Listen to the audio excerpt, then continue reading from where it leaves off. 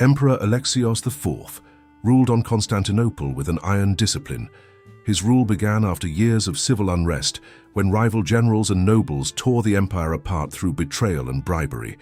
By the time he ascended to the throne, the people longed for order, and Alexios vowed to deliver it by any means necessary. He was a man of structure, trained in both theology and warfare. His early years were spent in the monasteries of Bithynia, where monks taught him that sin thrives where discipline fails. Later, as a soldier, he learned that fear is a stronger chain than loyalty. These two lessons shaped his empire into one built not on mercy, but on control. Alexios surrounded himself with scholars who codified new laws meant to root out disloyalty. Every decree carried his signature emblem, a burning torch held by an eagle. He declared that faith must burn brighter than deceit. His words became both inspiration and warning across the Byzantine lands. The empire, under his rule, saw its treasury restored. Roads were rebuilt, trade caravans returned to the capital, and gold coins once again flowed from the mint. Merchants called him the restorer of prosperity, but priests began to call him the purifier. To him, these titles meant the same thing. He considered treachery the root of every downfall. The memory of previous emperors betrayed by their own guards haunted him. He trusted no advisor fully, and he replaced the palace guard every 3 months to prevent corruption. His suspicion gave rise to a new system of spies, known as the Watchers of the Gate, who reported directly to him. Alexios believed that punishment must serve as spectacle. He once said during a council, "If rebellion is a fire, then fear is the rain that quenches it." Yet in the years that followed, that philosophy reversed itself. He began to see fire not as destruction, but as purification. The idea would soon manifest in ways that made even his loyal subjects uneasy. He introduced public trials in the main square of Constantinople. Accused men and women were judged before crowds. The guilty were not simply executed. Their punishments were displayed to remind the masses of the emperor's absolute authority. With each sentence, Alexios's presence grew heavier across the city, like smoke lingering after incense. His obsession with order extended to religion. He ordered that all sermons begin with a prayer for imperial unity, and that any priest who questioned imperial decrees be removed. To the patriarch, he declared that loyalty to the emperor was loyalty to God. For the throne, he said, is the flame by which truth is seen. This blurring of faith and governance made him untouchable within the capital. Even the palace architecture reflected his beliefs. He commissioned iron gates at every major entrance, each engraved with scenes of judgment. The emperor's private hall was lined with murals of angels holding torches over kneeling sinners. These images reminded visitors of divine justice and imperial control. Despite his sternness, Alexios was not without admiration. Many saw him as the savior who preserved the empire's strength during uncertain times. Farmers paid taxes without fear of banditry, soldiers received regular wages, and trade ships sailed safely across the Bosporus under imperial watch. Yet beneath that surface stability, terror had already taken root. His counselors, though loyal, began to whisper of his growing fascination with the concept of living justice. He spent long hours speaking with alchemists about the properties of oil and tar. He listened to architects describe how heat could preserve a structure's form even after death. To some, these conversations seemed philosophical. To others, they hinted at something darker. One evening, Alexios summoned the city's chief engineer to his chamber. He asked him to design iron frames capable of holding a man upright, so that even in death, the body may remain as warning. The engineer, fearing to refuse, agreed. These structures would later evolve into the devices history would remember as the Tar Cages. But in the early years, no one yet knew their purpose. The cages were built under the guise of public order enforcement, and few questioned imperial motives. Craftsmen were told they would be used to display the bodies of foreign spies who had died in battle. The true intention remained locked within the emperor's mind. As years passed, Alexios grew more withdrawn. His speeches became colder, his gaze more distant. He often stood at the city gates at dusk, watching the sun set over the Golden Horn. To him, the fading light symbolized disobedience giving way to darkness, and it reinforced his belief that only through fire could purity be maintained. His generals praised his discipline but feared his wrath. Minor disobedience could result in exile or mutilation. Yet he rarely shouted or acted in rage. His punishments were deliberate, methodical, and carried out in full ceremony. The emperor's calm during executions was more frightening than anger could ever be. Reports of treason began to increase, though often without evidence. Citizens denounced neighbors to avoid suspicion. The watchers of the gate filled their records with names of merchants, priests, and soldiers accused of disloyalty. The empire's capital became a city where silence was safer than speech. The emperor began collecting accounts of ancient punishments from Roman and Persian archives. He read about the brazen bull, the iron crown, and the oiling pits of Antioch. To his scholars, he said, "The ancients understood that punishment teaches loyalty." They nodded, not daring to question his growing fixation. By his 12th year on the throne, Alexios had transformed Byzantium into a disciplined but fearful empire. Foreign envoys admired its order, yet common citizens prayed never to attract the emperor's attention. His reign had become a balance between glory and terror, one maintained by his vision of purity through fire. Every evening, as torches lit the streets of Constantinople, the emperor's shadow stretched long against the walls of the palace. He would walk alone among the flickering lights, lost in thought about justice, faith, and sin. Soon those very flames he admired would find new purpose, not to illuminate, but to consume. And while no one yet knew it, the fires of Byzantium were only waiting for his command.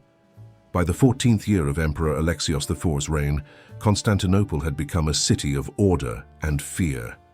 The streets were quiet, the markets efficient, and the soldiers obedient. Yet beneath the calm surface, suspicion ruled.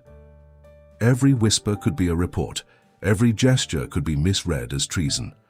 The emperor's secret watchers moved among the crowds like shadows, gathering names for reasons no one questioned. The first true rebellion came not from generals but from the clergy. A group of priests in the Blashanai quarter had begun preaching that divine forgiveness stood above imperial punishment. Their words spread quickly among the poor, who resented the taxes and the constant surveillance. When the emperor learned of these sermons, he called for an inquiry, but what followed was no investigation. It was a warning. The priests were arrested and brought before the imperial council. The trial was brief and conducted in silence. The accused were found guilty of spreading heresy and challenging divine authority through the emperor. Yet rather than executing them in the usual manner, Alexios decided their punishment should reflect the cleansing of sin through flame. He wanted the act to be remembered not only by the people, but by history itself. That decision marked the birth of the Tar Cages. The metal frames he had ordered years earlier were taken from the armory and brought to the city gates. Alchemists mixed boiling tar and oil in large cauldrons, claiming it would preserve the condemned bodies for weeks. Soldiers and engineers worked side by side to prepare the spectacle, though none dared to speak of their unease. Quick reminder, if you are enjoying, do like the video and subscribe the channel for upcoming historical content. When the day arrived, thousands gathered outside the gates of the capital. The emperor appeared in his ceremonial armor, standing upon the balcony of the Blashanai palace. He declared that those who sought to deceive God and emperor alike must serve as warnings to all. The condemned priests were stripped of their robes, coated in hot tar until their skin glistened black, and locked upright in the iron cages. As the sun began to fall behind the city walls, torches were lit beneath the cages. The flames caught the tar, rising in sudden bursts of orange and gold. The prisoners screamed briefly before silence claimed them. To the watching crowd, it was a horrifying display. Yet many forced themselves to bow as imperial soldiers demanded loyalty chants. The emperor remained motionless, watching as the bodies burned into rigid silhouettes. When the flames died, the cages remained hanging. The bodies, hardened by tar, stood like statues against the dusk. The people of Constantinople began to call them the statues of sin. The emperor saw them differently. To him they were symbols of purity, a reminder that disobedience could not escape divine justice. From that day forward, the Tar Cages became part of the empire's system of punishment. Each new act of treason was met with fire. Spies, smugglers, deserters, and rebels found themselves coated in oil, their bodies turned into blazing effigies. The emperor decreed that the burning would always occur at dusk, so that the light of justice would fall upon the city as night began. The executions became ritualized.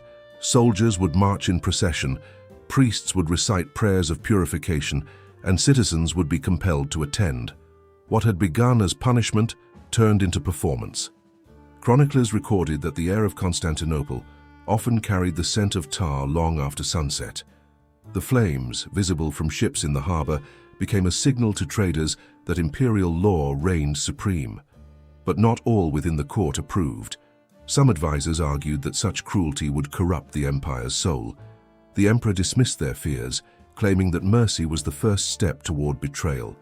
To him, every cage was a message, not of hatred, but of control. The empire was clean, he insisted, because fear had washed away weakness. Over time, the city's citizens learned to avert their eyes. Children were taught that the glowing cages were the emperor's lamps, lighting the path of obedience.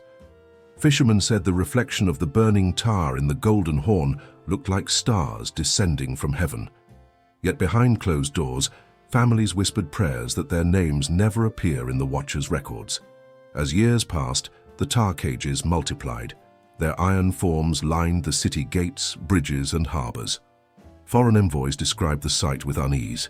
The Venetian chronicler Niccolò da Ferrara wrote that Constantinople burns its own shadows to keep the night at bay. The emperor considered this description a compliment. He ordered his scribes to record it in the imperial chronicles. The process itself became refined. Engineers designed larger cages capable of holding multiple prisoners at once. The tar mixture was adjusted to ensure slower burning. The emperor wanted the punishment to last long enough for the city to witness it. He personally supervised the preparation of certain executions, ensuring that the flames rose evenly and that the bodies remained upright.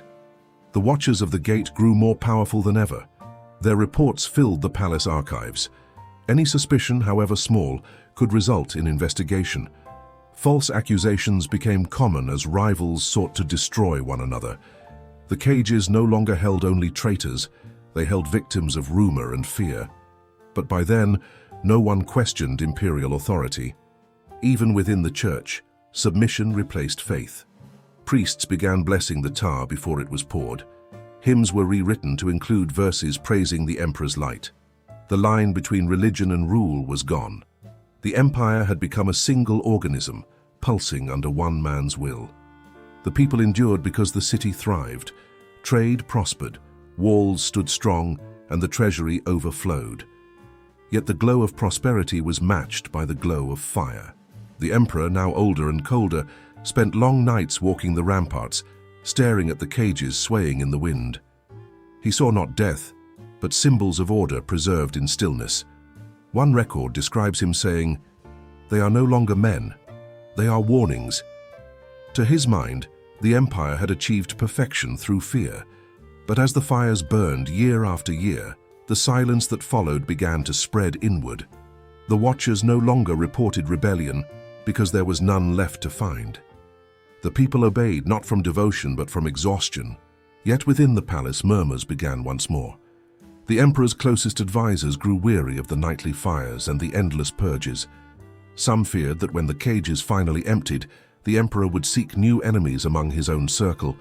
The same fear that kept the empire obedient now began to turn inward, threatening to consume its master. The tar cages, once meant to preserve order, had become a mirror of the emperor himself, unyielding, blackened, and hollow within. And though he did not yet realize it, the same fire that had built his empire would soon begin to eat away at its heart. By the 20th year of his reign, Emperor Alexios IV ruled over a city that no longer breathed freely. The air carried the constant scent of tar, the streets were lined with soot, and even the wind from the Bosporus seemed heavy. The tar cages still hung at the city gates, though fewer fires burned each month. The people had learned complete obedience, and silence had replaced rebellion. The emperor's health began to fail. Age and solitude hardened him further, yet he refused counsel or comfort. His court had grown thin. Many advisors had vanished after quiet accusations. Those who remained spoke only in flattery. Within the palace, corridors echoed with the sound of his cane striking the marble floor. the rhythm of a man alone with his own doctrine. On the night of his final decree, Alexios summoned his captains and priests to the council hall. He announced that the empire had grown complacent and that fear must be renewed. He ordered another burning at dusk, not of traitors, but of corrupt officials accused of hiding imperial gold. The council bowed in silence, though none believed the charges. The emperor's word was beyond question. That evening, as the flames rose once more, something changed. The wind turned suddenly toward the palace, carrying smoke through the open gates. Witnesses recorded that the emperor stood on his balcony, watching as the tar crackled below. The smell, once his symbol of authority, now filled his lungs and made him cough violently. Servants urged him inside, but he refused. A storm approached from the sea, and lightning struck near the city wall. The fire spread to nearby scaffolding, catching the wooden beams that supported the cages. The burning tar dripped downward, setting the ground ablaze. Soldiers rushed to contain the flames, but the wind drove them toward the gatehouse where the emperor's guard stood. In the confusion, no one noticed when a portion of the structure collapsed. The emperor's balcony shook. Accounts differ on what happened next. Some said the railing gave way, while others claimed he stepped forward willingly, staring into the blaze as if seeing his reflection. His body fell among the very cages he had commanded built, swallowed by the same fire he had once called sacred. When dawn came, the storm had passed, leaving the gates blackened and silent. The emperor's remains were never recovered, only fragments of his armor fused with tar. The council declared his death an accident, but the people whispered that divine justice had come at last. After his passing, the tar cages were removed from the gates and melted down. The fires were never lit again. For generations, the citizens of Constantinople spoke of the reign of Alexios IV, the emperor who turned men into statues of sin and who, in the end, became one himself.